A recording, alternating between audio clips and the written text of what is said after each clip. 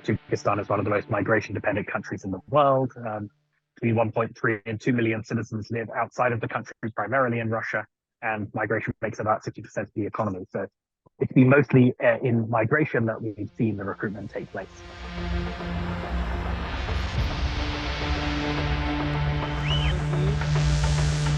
Migrants in Russia are marginalized, many of them living undocumented. They face corruption, a lot of xenophobia, and that, of course, and they live in very harsh conditions, which, of course, makes the appeal of these terrorist organizations who can offer an alternative life, an alternative community more appealing. It generates certain grievances against countries like Russia that are framed as being, infidel states that are holding Muslim populations in slavery.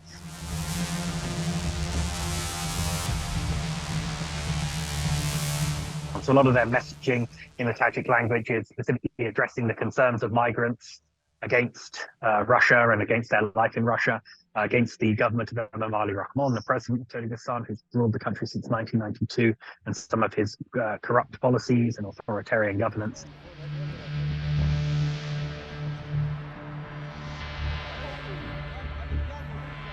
Countering violent extremism, as in other places like Russia, has become mixed with efforts to crack down on various opposition groups, journalists, human rights activists. The main opposition party in the country that held 2 seats in parliament up until 2015, the Islamic Renaissance Party, was banned because it was declared a terrorist organization. So I think their approach has been very much repressive.